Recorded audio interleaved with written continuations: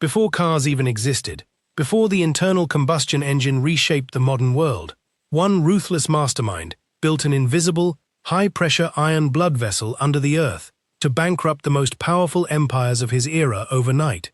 His name was John D. Rockefeller, and before becoming the first recognized billionaire in human history, he stared at a chaotic, explosive Pennsylvania oil field and realized a chilling, fundamental truth about power. Digging for oil was a fool's gamble, a chaotic lottery ticket where men drowned in mud and fire. True, untouchable, permanent power did not lie in extracting the resource. It lay in controlling the mechanical arteries of transport. Welcome to Hidden Empire's Archive. Today, we are going to dissect the brutal mechanical genius of Standard Oil, a corporate leviathan that operated not just as a business, but as an aggressive, highly weaponized engineering machine. We will explore how Rockefeller deployed a massive, 6,000-mile underground iron pipeline network, powered by massive steam-driven pumping stations, to permanently break the absolute monopoly of the American railroad cartels. To understand the magnitude of this mechanical conquest, we must first descend into the physical chaos of the 1860s Pennsylvania oil rush. Imagine a landscape torn apart by desperate ambition, a muddy, explosive nightmare where the earth itself seemed to be bleeding, a highly volatile, dark, heavy sludge. The extraction methods of this era were incredibly primitive and violently dangerous. Towering wooden derricks, hastily constructed and soaked in flammable crude, pierced the skyline like the rotting teeth of a ruined civilization. Raw, unrefined petroleum, a substance heavily contaminated with sediment and highly corrosive elements, surged from the ground under immense, unpredictable geological pressure. This was an era before advanced pressure valves or blowout preventers. Catastrophic well fires were a weekly occurrence, massive pillars of roaring orange flame that incinerated hundreds of lives and turned the night sky into a terrifying daytime inferno. Amidst this physical devastation, the logistics of moving this highly volatile liquid were a logistical nightmare of epic proportions. The crude oil was haphazardly poured into fragile, leaking wooden barrels, which were then violently jolted across miles of unpaved, deeply rutted mud roads on frail horse-drawn wagons. This chaotic supply chain created a wildly unstable economic environment. The market price of crude oil could violently fluctuate from $20 a barrel in the morning to a measly 10 cents by the late afternoon, rendering the raw commodity cheaper than the contaminated drinking water in the mining camps. It was an environment of extreme risk, where independent drillers gambled their lives for a chance at temporary wealth, only to be crushed by the chaotic forces of nature and a total lack of infrastructure.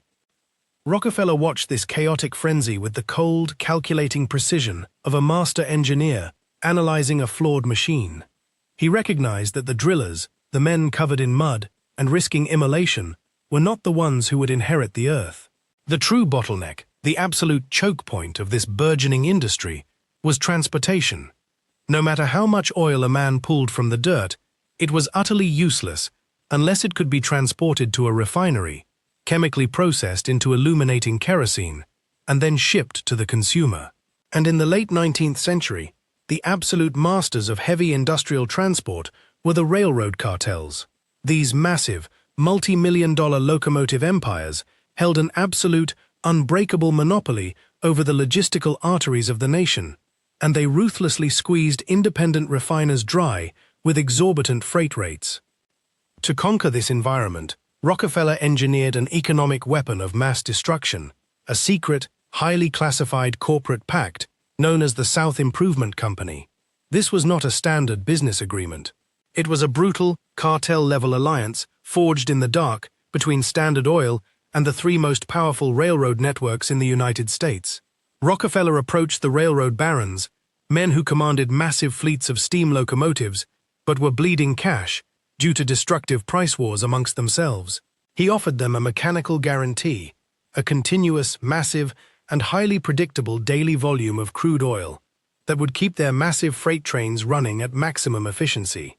In exchange, he demanded the implementation of the most aggressive, lethal pricing mechanism ever conceived in modern economics, the double drawback system. The mechanics of the double drawback were devastatingly simple and utterly lethal.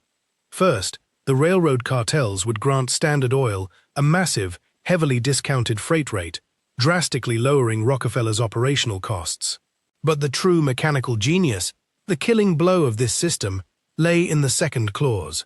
For every single barrel of oil that a rival, independent refiner loaded onto a train, the railroad was legally obligated to secretly funnel a portion of that competitor's freight payment directly into the bank accounts of Standard Oil. It was an economic paradox that defies belief. The harder Rockefeller's competitors worked, the more oil they shipped, the more money they literally handed over to their greatest enemy. Standard Oil was effectively taxing its rivals for the right to exist. When this hidden mechanism was activated, the results were instantaneous and catastrophic for the independent refiners. They woke up one morning to find their logistical costs artificially doubled or tripled, while Standard Oil flooded the market with high-quality kerosene at prices so artificially low it defied the laws of production. Asphyxiated of capital, their cash flow completely incinerated within a matter of days, these independent businessmen faced a brutally binary choice. They could either sell their refineries, their life's work, to Rockefeller's expanding empire for pennies on the dollar, or they could declare total, unrecoverable bankruptcy. Through this ruthless logistical chokehold, the Standard Oil machine systematically marched across the nation, absorbing, dismantling, and assimilating every refinery in its path. But the railroad barons soon realized a terrifying truth. They had not partnered with a mere merchant, they had fed a leviathan. And when they finally attempted to cut the puppet strings, Rockefeller unleashed a mechanical revolution that would permanently sever their power.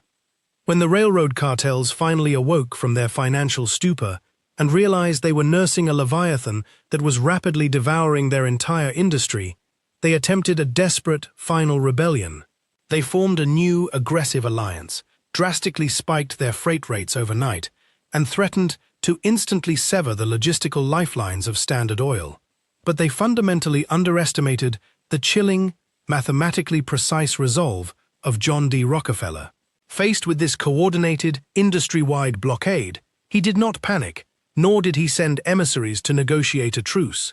Instead, he made a ruthless, physics-defying decision that would permanently alter the course of industrial history. He decided that Standard Oil no longer needed the railroads at all. Right now, you are about to witness the impossible engineering of a 6,000-mile invisible iron river, a brutal mechanical breakthrough buried deep beneath the earth that permanently stripped the mighty railroad empires of their absolute, century-long power. The concept of a long-distance pipeline was not entirely new, as a small, rudimentary prototype known as the Tidewater Pipeline had recently been proven viable on a microscopic scale. But Rockefeller, operating with a predator's instinct, immediately seized, reverse-engineered, and aggressively scaled this concept into a massive, continental-sized industrial weapon. Imagine a chaotic, brutal construction front stretching for thousands of miles, violently cutting straight through the hostile vertical terrain of the dense Appalachian Mountains. The engineering obstacles facing his crews were seemingly insurmountable. Unlike pumping clean, flowing water, raw crude oil is a highly viscous, stubborn, extremely heavy fluid loaded with thick, abrasive sediments and highly corrosive chemical compounds. It creates immense, destructive physical friction as it is forced to flow. To shove this hostile liquid across state lines, Standard Oil engineers had to design and cast heavily reinforced, thick-walled iron alloy pipes capable of withstanding unprecedented internal stress. Tens of thousands of laborers, working knee-deep in freezing mud and torrential rain, manually wrestled these massive steel cylinders into place using raw human strength and primitive pulleys. Every single connection required precise, high-stress flange joints, heavily sealed with primitive lead rings and thick rubber gaskets. A single microscopic flaw in this miles-long assembly, a mere millimeter of structural weakness, meant the immense internal pressure, reaching hundreds of pounds per square inch, would instantly rupture the heavy iron casing. This would trigger a catastrophic, highly explosive crude blowout that could incinerate an entire forest within seconds and halt the entire Rockefeller machine. But the true mechanical genius of this invisible, subterranean network lay in its raw, unrelenting horsepower. To overcome the crushing forces of gravity and the immense internal friction across the steep, jagged Appalachian slopes, Standard Oil engineered a strategic network of massive, steam-driven pumping stations hidden deep within the isolated wilderness. Step inside one of these dark, soot-stained industrial cathedrals, and the physical noise was a deafening, violent mechanical roar that shook the very foundations of the building. Dozens of exhausted, sweat-drenched stokers relentlessly shoveled tons of black coal into roaring, superheated boiler furnaces that glowed with an intense, demonic orange heat. The high-pressure steam generated by these boilers violently spun colossal, multi-ton cast-iron flywheels, transferring massive, unrelenting kinetic energy directly into banks of heavy-duty pumping cylinders. Inside these cast-iron housings, massive pistons, the exact size of a grown man, violently slammed back and forth in a continuous, deafening rhythm, generating an immense, unstoppable hydraulic thrust. This brute, unyielding mechanical force silently pushed hundreds of thousands of barrels of thick, black crude oil through the subterranean darkness, relentlessly conquering high mountain peaks and plunging into deep valleys without a single train whistle ever blowing. Naturally, the physical deployment of this mechanical leviathan was not a peaceful corporate endeavor. It was a vicious, bloody, and highly territorial ground war. Standard Oil operated an army of highly paid, aggressive construction crews who worked relentlessly under the cover of darkness. They deployed massive, untraceable briefcases of cash to secretly purchase right-of-way access through remote, unsuspecting farmland. And in the rugged territories where bribery outright failed, raw, blunt violence immediately succeeded. Standard Oil frequently deployed heavily armed mercenaries to brutally crush any local civilian resistance or sabotage attempts orchestrated by rival factions. In sheer, unadulterated desperation, railroad executives armed their own track workers with heavy iron pickaxes, steel crowbars, and loaded Winchester rifles, ordering them to physically tear up the iron pipes wherever they dared to cross a railway line. Bloody, brutal skirmishes constantly erupted in the freezing mud, pitting the desperate, fading railroad men against Rockefeller's highly organized, well-funded private army. But it was a completely futile, dying struggle against an unstoppable financial and mechanical machine. Mile by agonizing mile, the cold iron arteries stretched further across the American continent, finally plunging their mechanical fangs directly into the massive eastern seaboard refineries. The results of this engineering triumph were an immediate, catastrophic extinction event for traditional logistical transport. Thousands of heavy wooden tanker cars, once the proud, undisputed kings of the American supply network, were instantly rendered functionally obsolete, left to rot, splinter, and rust on abandoned sidetracks across the nation. The once invincible railroad cartels watched helplessly as their stock prices plummeted into the abyss, eventually forcing the proud barons to crawl back and beg Standard Oil for whatever scrap transport contracts remained. Rockefeller had successfully executed the greatest logistical coup in human history, becoming the sole, undisputed master of an invisible, highly pressurized energy stream. But do not let the sheer scale of this subterranean engineering marvel deceive you. The Iron River pumping beneath the Appalachian mud was merely the physical manifestation of the Rockefeller empire. To protect this newly forged logistical monopoly and permanently extinguish any flickering hope of corporate resistance, Standard Oil constructed something far more insidious above ground. Welcome to the dark, calculating heart of the monopoly. This was not a standard corporate operation. It was a highly organized, private corporate military intelligence agency that functioned with the absolute precision and ruthlessness of a wartime high command. Right now, we are going to dissect the machinery of corporate espionage and economic bloodshed that allowed Standard Oil to condemn rival businesses to death without a single trial. The absolute epicenter of this intelligence network was located at 26 Broadway, New York City. This monolithic stone headquarters operated as a massive data processing engine long before the invention of the computer. Every single day, a relentless, overwhelming influx of heavily encrypted telegraph cables flooded into the executive offices. These encoded transmissions were not sent by traditional businessmen. They were dispatched by a vast, invisible army of deeply embedded corporate spies. Standard Oil had weaponized human greed, utilizing massive, untraceable slush funds to bribe and turn thousands of everyday workers into double agents. They bought the loyalty of anonymous railway freight clerks at remote, dusty junctions. They compromised local postal workers, bank tellers, and even the personal secretaries working directly inside the offices of competing oil executives. Through this dense, overlapping web of espionage, Rockefeller achieved total, panoptic visibility over the entire American energy market.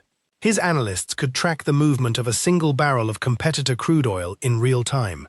They knew the exact volume of the cargo, the specific serial number of the railcar transporting it, the precise logistical route, and the final destination of the buyer. An independent refiner could not load a single drop of oil onto a wagon without a Standard Oil operative immediately transmitting an encrypted warning back to New York.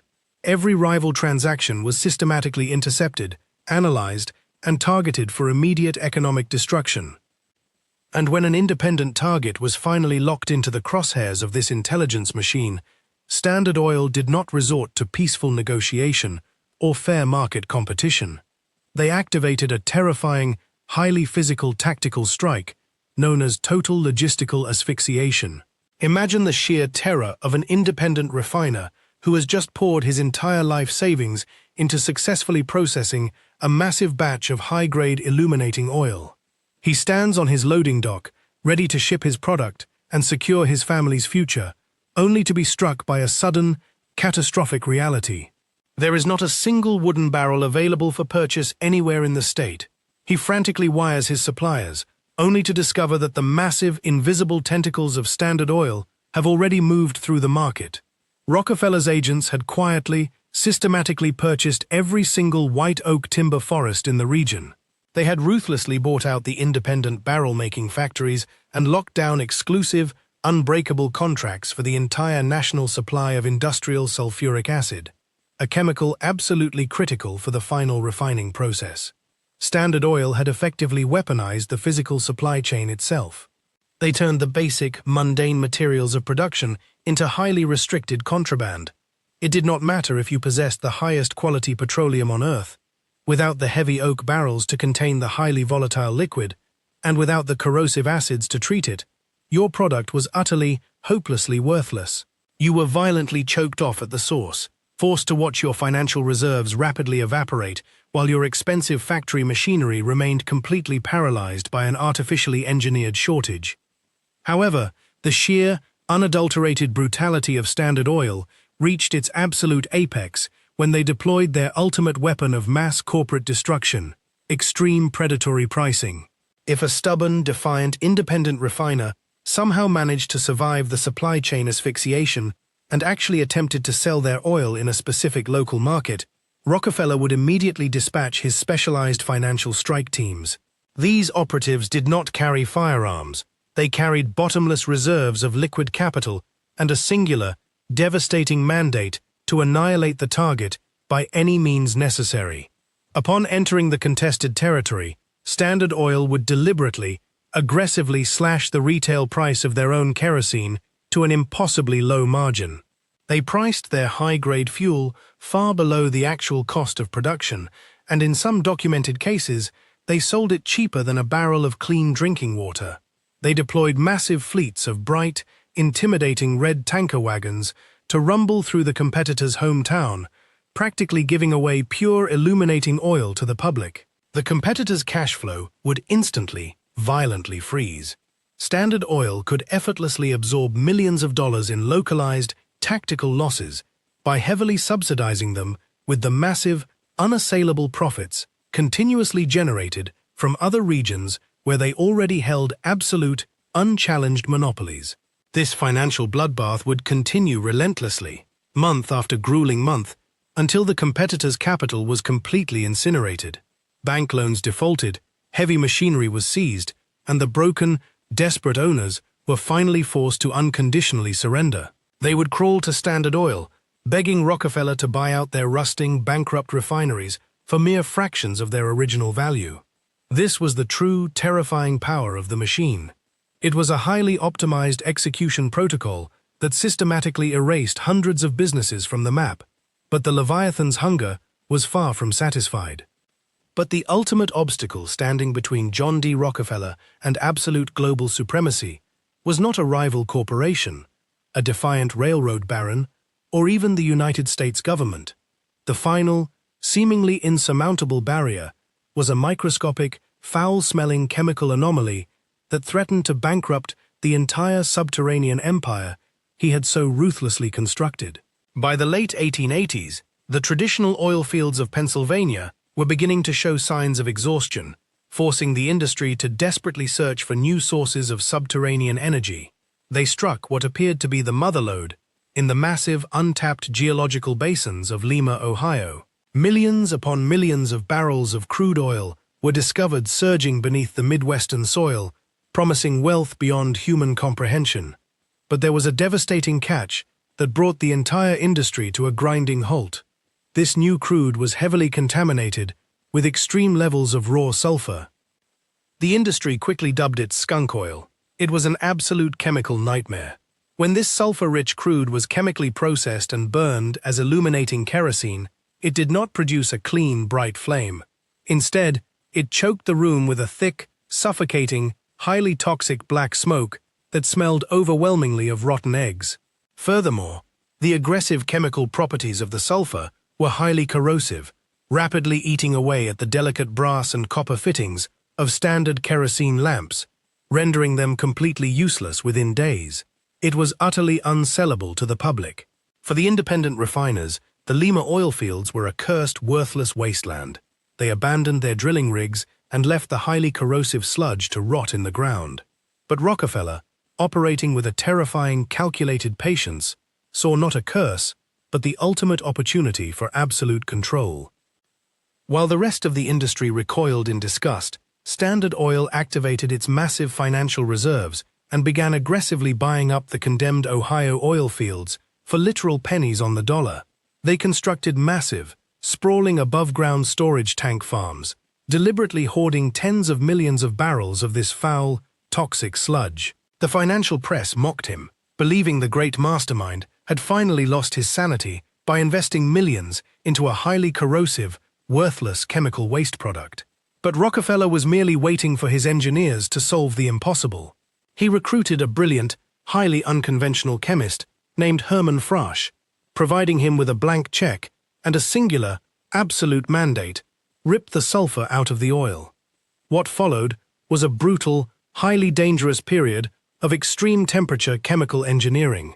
Frasch transformed the Standard Oil refineries into highly volatile experimental chemical laboratories.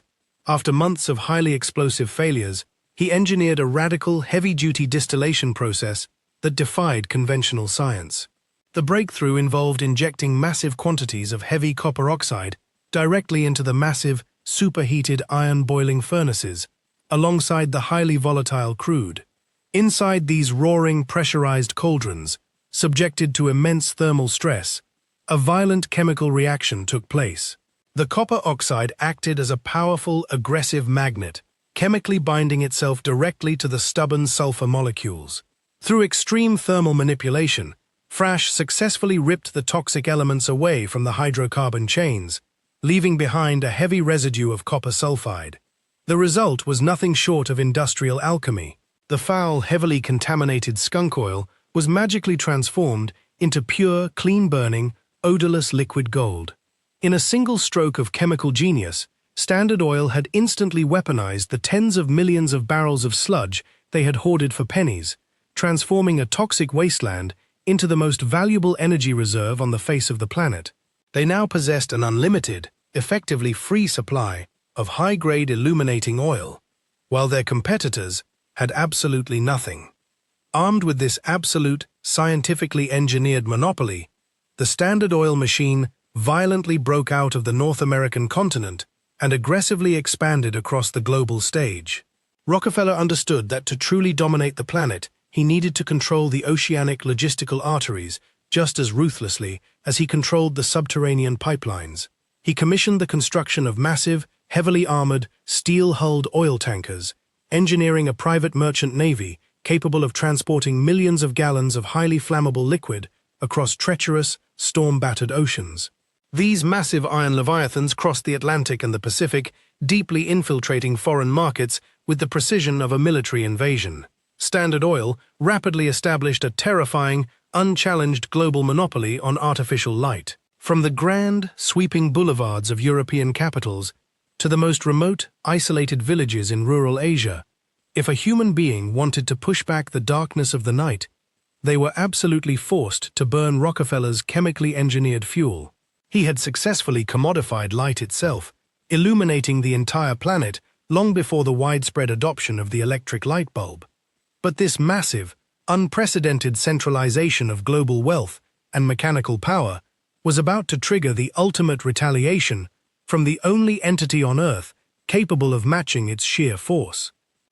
In 1911, the United States government finally swung the ultimate legal axe in a desperate attempt to execute the most ruthless, mechanically perfect monopoly in human history. After years of intense public outrage and relentless investigative journalism exposing the dark, subterranean realities of the invisible Iron River, the federal authorities intervened. But the chilling, historically documented truth is this: the legal guillotine did not kill the Rockefeller monster. It merely forced it to evolve into a far more terrifying and legally untouchable form. Right now, you are about to witness the greatest economic paradox of the 20th century, a fatal flaw in the legal execution that inadvertently birthed the modern military-industrial complex and transformed a defeated monopolist into a man wealthier than the treasury of the nation that tried to destroy him. The legal siege culminated in the highest court of the land. Under the unprecedented authority of the Sherman Antitrust Act, the Supreme Court of the United States issued a historic, devastating decree. They commanded the immediate, forceful dismemberment of the Standard Oil Leviathan. The federal government wielded its absolute supreme power to violently rip the colossal corporate machine apart, shattering the great trust into 34, supposedly independent, fiercely competing fragments. These newly severed mechanical tentacles would eventually rebrand themselves over the decades, evolving into the massive global energy conglomerates we know today, such as Exxon, Mobil, and Chevron. To the general public and the cheering politicians, this monumental ruling looked like the ultimate victory for a free and fair market. The unstoppable, monopolistic beast had finally been slain, its dark intelligence network dismantled, and its grip on the global energy supply physically severed. But there was a catastrophic, completely fatal flaw in the architecture of this legal execution. The federal judges had successfully shattered the corporate shell, but they fundamentally failed to understand the underlying mathematics of corporate equity. When the Supreme Court ordered the dissolution of Standard Oil, they dictated that the massive shares of the parent company must be distributed proportionately among the newly created 34 independent entities. John D. Rockefeller, as the absolute master architect of the original machine, held roughly 25% of the total stock. Therefore, overnight, he suddenly became the single largest individual shareholder in 34 distinct, massive oil corporations.